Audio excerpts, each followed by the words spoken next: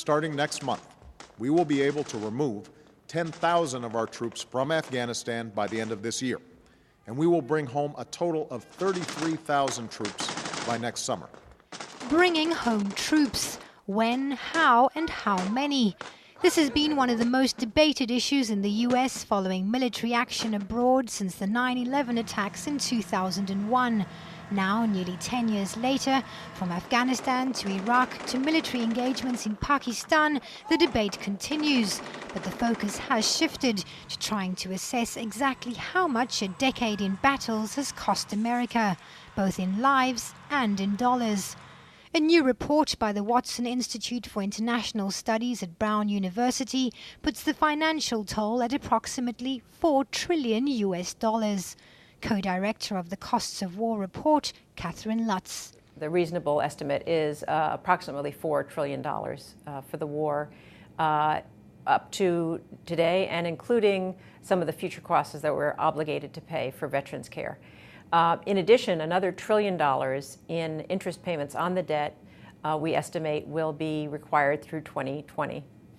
Many veterans have suffered traumatic injuries with lifelong consequences, the healthcare costs of which can't be tallied for at least another 4 decades.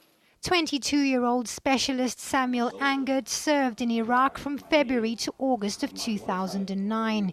He's partially paralyzed and missing 30% of his skull after his patrol team struck an IED. For Angert, the cost of war, no matter how high, is worthwhile if it means defending his nation. In my shoes, yeah, it was worth it. It's worth it to lose a guy and accomplish the mission.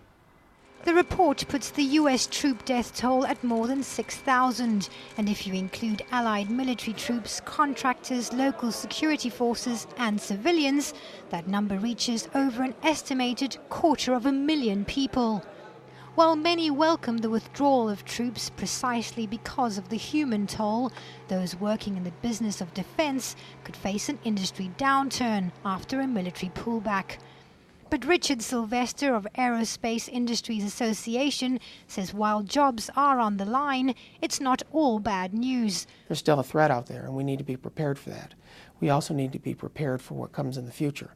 So we need to be able to, this is an industry that takes some time to produce programs. It's not something we can turn around immediately. But Netta Crawford, co-director of the Costs of War report, says jobs in the defense industry come at a high cost to the American public.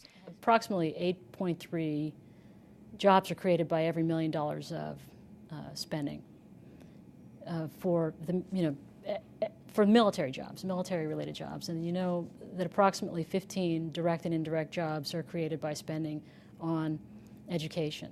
So when you do the math, it turns out you get more jobs from spending on education or health care or weatherization. The report states that while nearly all of the 50,000 troops in Iraq could be home by the end of 2011, those remaining in Afghanistan continue to cost the US some $1.2 million per soldier per year. But for many like Angert, it's a price worth paying. I wish I could be with my guys when they're getting ready to deploy now in July. And Even with everything that you've endured? Everything. Even with everything. I don't regret it for a second.